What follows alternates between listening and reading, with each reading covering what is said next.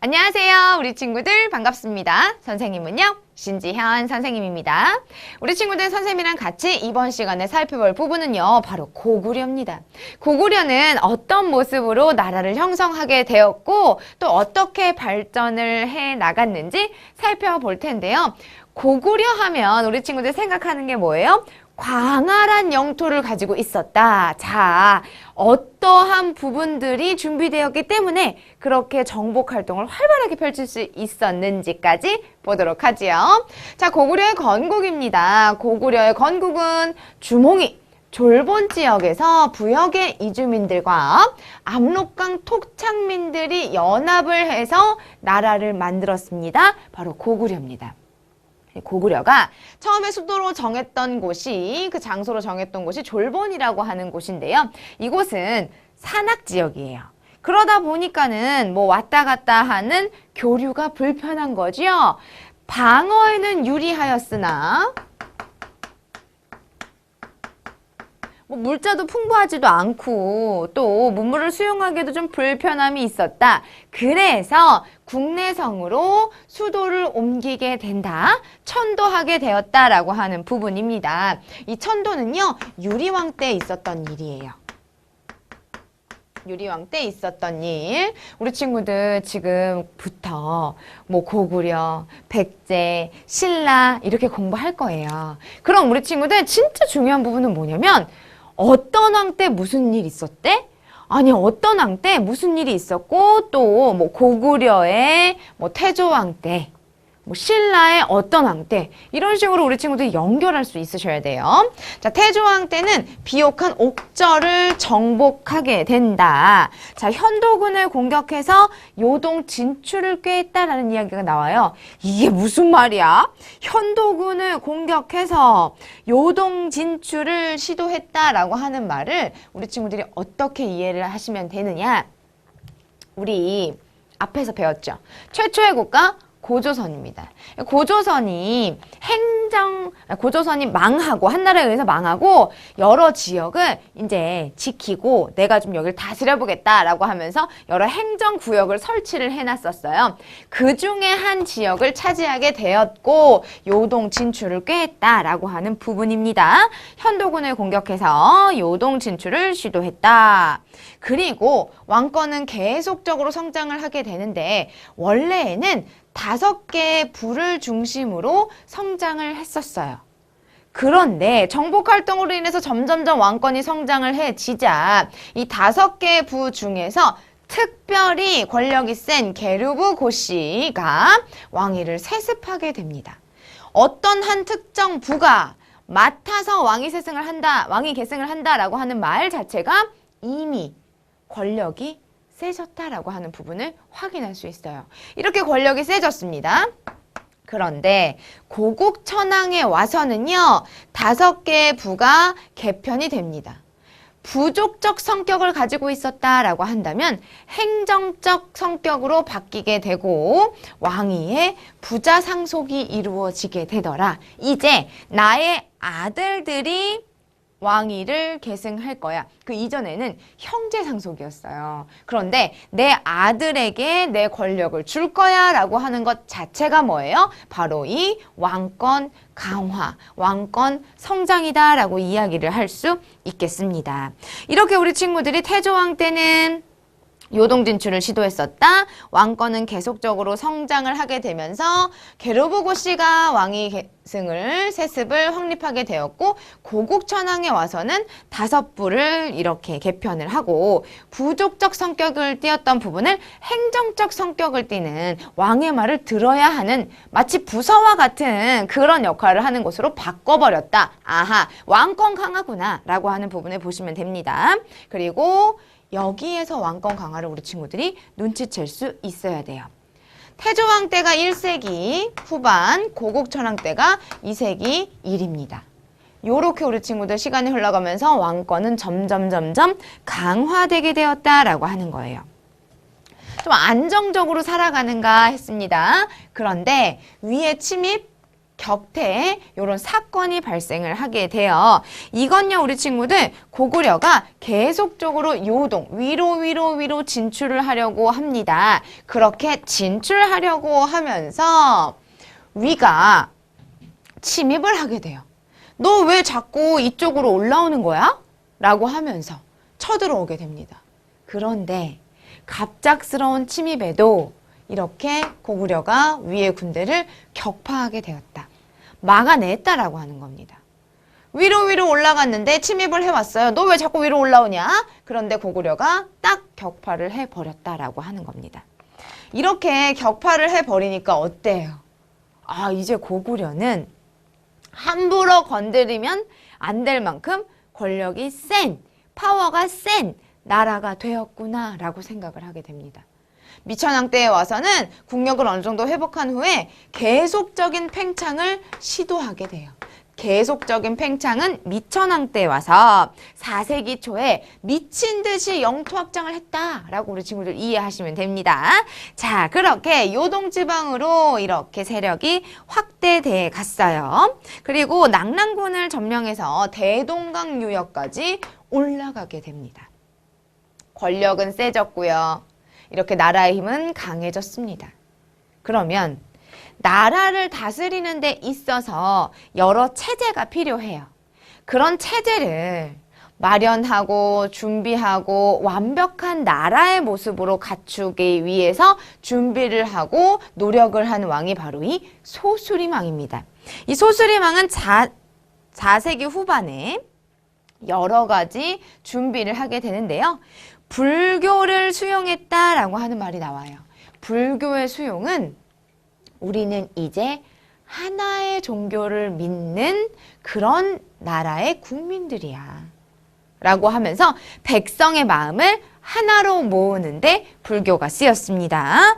국민들의 사상적 통일 그리고 왕권의 권위를 높이기 위해서 불교가 수용이 됐고요. 중국의 전진으로부터 이렇게 불교가 수용이 되었다라고 하는 부분과 태학을 설립했다라고 하는 건요. 태학은 교육기관입니다. 나한테 충성할 수 있는 인재를 양성하겠다. 인재 양성, 태학 설립입니다. 그리고 국가를 다스리려면 이런저런 법이 필요해요. 기준이 필요합니다. 그게 바로 율령이에요. 통치체제를 정비했다라고 하는 겁니다. 소수림왕이 와서 4세기에 중앙집권체제 정비는 소수림왕이다라고 하는 부분으로 기억을 해 두셔야겠습니다. 자, 여기까지가 고구려의 성장이거든요. 고구려의 건국이거든요. 그러면 고구려는 어떤 모습으로 영토 확장을 했는가? 사실 미천왕 때도 이렇게 대외팽창했어요. 고구려가 요동 진출을 하고자 한다라고 하는 것도 사실은 뭐예요? 영토를 확장하고자 하는 부분입니다. 그런데 광개토대왕 때 와서 그게 빵 터졌어요. 한강 이북을 차지하게 됩니다. 자, 우리 친구들 이 한강이라고 하는 곳은 고구려 백제 신라를 공부하면서 너무너무 중요한 장소예요. 한강유역을 차지하고 있다라고 한다면 그때의 전성기입니다. 그 시대의 전성기가 한강유역을 차지하고 있는 거예요. 그 정도로 상당히 의미 있는 공간이 바로 한강유역이기 때문인데요. 광개토대왕 때 와서 아래로 또 위로 영토 확장을 하다 보니까 한강유역의 북쪽 지역을 차지하게 됩니다. 한강유역의 위쪽 지역을 차지하고 있었던 한강유역을 가지고 있었던 나라는 백제였습니다. 백제를 치고 이렇게 한강 이북을 차지하게 된다라고 하는 부분이에요. 소수림왕 때 이러한 체제 정비를 했지요. 그러한 부분을 바탕으로 해서 정복 활동에 아주 몰두했었습니다. 그래서 백제 공격해서 한강 이북 지역을 얻어내고요. 가야를 공격합니다. 신라에 왜군이 쳐들어왔대요. 근데 그거를 다른 나라에 누가 쳐들어오든 나랑 무슨 상관이야 이렇게 생각하지 않고 그래? 그럼 내가 도와줄게 라고 하면서 신라에 침입한 왜군을 고구려가 가서 격퇴를 해줍니다. 어때요 우리 친구들? 신라의 영향력이 세지겠죠. 고구려의 입김이 세지게 됩니다. 자, 그러한 모습으로 변화되게 되었다.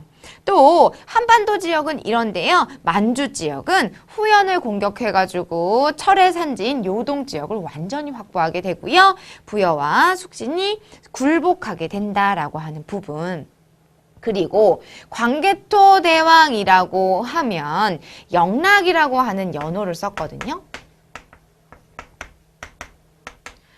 영락이라고 하는 연호가 그 왕이 태어나서 1년, 2년, 3년, 4년 이렇게 연도수를 센다고 생각하시면 돼요. 이런 것 자체가 고구려는 이미 중국과 대등한 입장이기 때문에 왕이라는 호칭을 쓸 수 있었고 연호를 쓸 수 있었다라고 하는 부분입니다. 자, 우리 친구들이 이렇게 고구려의 영토 확장 광개토 대왕 살펴봤어요. 자, 그러면 우리 친구들 광개토 대왕의 영토 확장 어떤 부분으로 시작이 됐고 어떠한 것들을 살펴볼 수 있는지 그림 만나고 올게요. 광개토 대왕이요. 어떤 모습으로 정복전쟁을 펼쳤는지 한번 들여다볼까? 보병과 기병 5만을 보내 신라를 도와주게 하였다. 왜 도와줬어? 신라의 왜가 침입을 했잖아요. 그래서 신라를 도와줘야 되겠다라고 생각을 한 겁니다. 남거성에서 신라성까지 왜적들이 가득했습니다. 왕의 군대가 이르자 왜적들이 도망을 쳤고요. 왜적을 쫓아가 임나가라의 종발성에 이르자 성이 곧 복종하였다라는 이야기가 나옵니다. 자, 이것을 보고 신라를 도와줬어. 누가? 고구려가 이러한 정복 활동을 했다라고 하는 부분이고요. 이거 지금 보면요. 경주 호우총에서 발굴된 청동 그릇입니다. 그런데 우리 친구들 이 청동 그릇에 글자가 쓰여져 있는데요. 여기에 광개토 대왕이라는 글자가 쓰여져 있다라고 하는 겁니다. 자, 광개토 대왕이 신라에 침입한 왜구를 격퇴해 주었다라고 하는 글을 살펴봤어요. 그만큼 신라는 고구려의 영향을 받았고 정치적인 부분이 연관되어 있었다라고 하는 부분을 확인할 수 있습니다. 광개토 대왕의 아들이 장수왕이에요. 근데 아빠가 이렇게 광개토 대왕 하면서 한반도든 북쪽이든 계속적인 영토 확장을 합니다. 어때요? 아빠가 너무 멋있는 거예요. 그래서 광개토 대왕릉 비를 장수왕 아들이 세우게 됩니다. 광개토 대왕이 이렇게 돌아다니면서 막 정복 활동하고 그런 모습들이 너무너무 멋있었나 봐요. 장수왕도 그런 부분에서 노력이 있었거든요. 자, 그러면 장수왕은 어떤 노력을 했는가? 장수왕은 아래로 내려가려고 했습니다. 장수왕 말기에 남쪽 경계가 이렇게까지 내려갔다라고 하는 부분을 확인할 수 있습니다. 그림으로 우리가 이렇게 봤고요. 요것 말고도 장수왕이 남진 정책을 펼쳤다라고 하는 예가 여기 나와 있는 충주 고구려비입니다.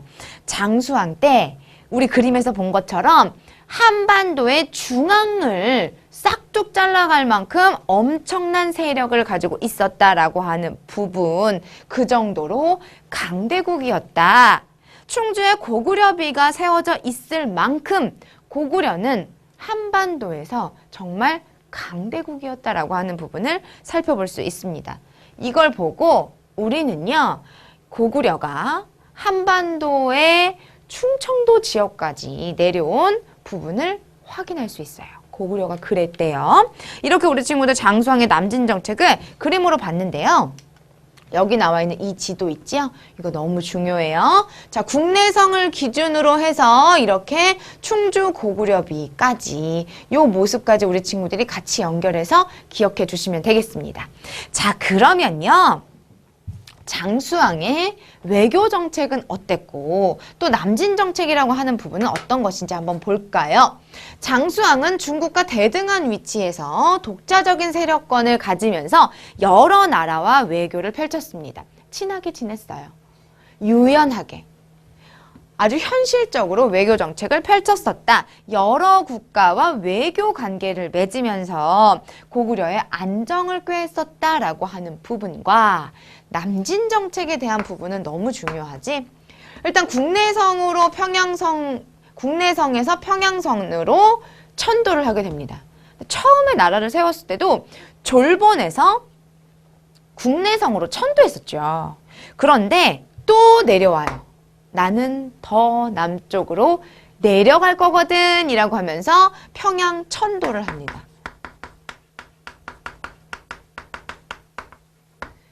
우리 친구들이 지금 지도에서 봤겠지만 그 아래에 있는 백제와 신라는 정말 찌부가 되어 있었어요. 그래서 와, 장수왕 이제 수도도 옮겨? 아래로 내려오겠다고? 야, 안 되겠다. 이거는 어떤 한 나라가 와가지고 우리를 완전 다 박살내려고 그러는 거야. 안 되겠어. 이거 혼자서는 절대 못 막고 우리 팀플하자. 이러면서 신라와 백제가 동맹을 맺는다. 나제 동맹입니다. 신라랑 백제가 고구려의 장수왕 때문에 이렇게 동맹을 맺더라라고 하는 거예요. 서울의 북쪽, 한강의 북쪽 지역은 광개토 대왕이 이미 장악을 했습니다. 그런데 한강유역 전체를 장악하게 된 시기는 바로 장수왕 때 일이라는 거. 장수왕 때 계속되는 남진 정책으로 인해서 한강의 이남 지역을 차지하게 되었다라고 하는 겁니다. 이렇게 백제의 수도 한성이 함락이 되고 한강 유역을 차지하게 됩니다.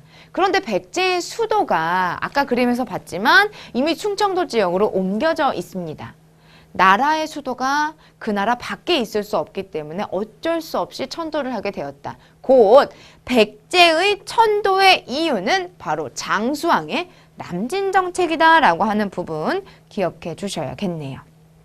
자, 그러면 고구려의 통치체제 마지막으로 보고 문제 풀러 가겠습니다.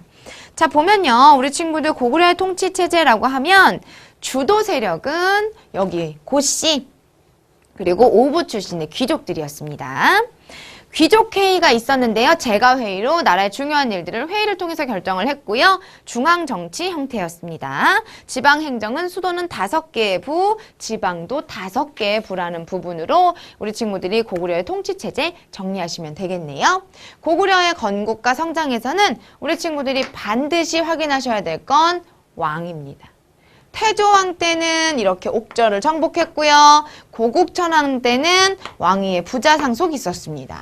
미천왕 때는 계속되는 대외팽창, 소수림왕 때는 중앙 집권 체제를 정비하고 이렇게 만들어놨다라고 하는 것.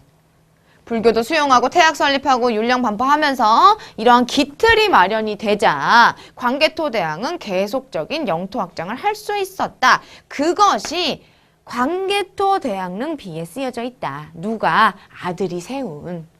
그 아들 장수왕은 외교 정책은 좀 융통성 있는 모습을 보였지만 남진 정책을 펼치면서 백제가 수도를 옮기게 되는 영향을 미쳤다라고 하는 부분입니다. 자, 그러면 우리 친구들 문제 풀러 갈게요.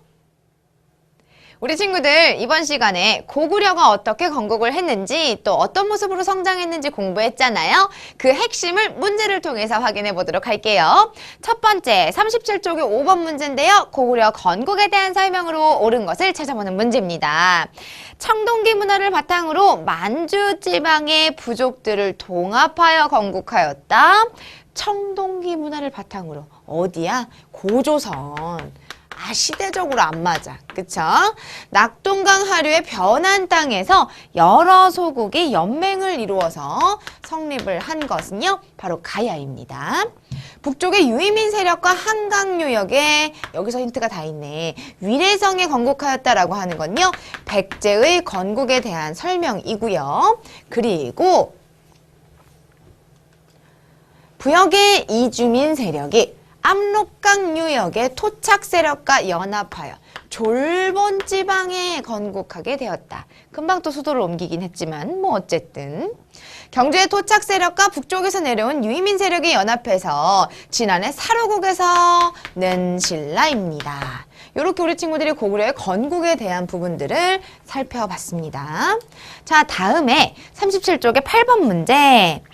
소수리망의 업적을 한번 찾아보재요. 우리 친구들 소수리망 하면 고구려의 중앙 집권 체제를 강화한 왕입니다.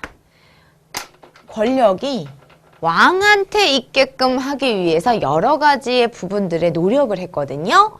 백성들의 마음을 하나로 모을 거야. 왕실의 권위를 높일 거야 라고 하면서 불교를 수용했습니다. 나라를 다스리는 기준을 마련을 했고요. 인재 양성을 위해서 태학을 설립했습니다. 이것이 바로 소수리망의 업적이다 라고 할 수 있겠네요. 다 나와 있는 건 이제 3번이 되겠다. 평양천도는 남진정책, 아래로 내려가기 위한 노력을 했었던 장수왕 때의 일이지요. 자, 요렇게 우리 친구들 소수림왕의 업적까지 봤어요.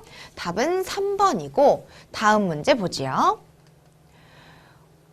39쪽에 5번. 5세기경 동북아시아의 정세로 옳지 않은 것을 찾아보는 문제. 신라는 백제와 군사 동맹을 체결하였다. 신라는 백제랑 왜 팀플을 하게 되었을까? 바로 고구려 때문이었죠. 아니, 해도 너무해. 너무너무 내려오는 거예요. 그래서 신라랑 백제가 고구려에 대항하기 위해서 이렇게 팀플을 하게 됩니다. 고구려는 북위에 사신을 보내서 관계를 안정시켰다. 고구려는 중국 남조와도 지속적인 관계를 맺었다. 여러 나라들과 같이 이렇게 외교 관계를 맺었죠. 고구려는 북방 유목민족과는 적대 관계를 유지했다라고 하는데요. 그렇지 않았어요. 친선 관계를 맺었습니다. 고구려는 북방 유목민족과 친선 관계를 유지하였다라고 하는 겁니다. 백제는 북위에 고구려 정벌을 요청하였으나 거절당하였다. 요게 지금 다 5세기경에 있었던 일입니다. 다음 지도에 가와 같이 고구려가 국내성에서 평양으로 이렇게 옮긴 이유로 옳지 않은 것을 묻고 있습니다. 자, 그러면 우리 친구들 요건요. 장수왕 때의 일이다라고 하는 것.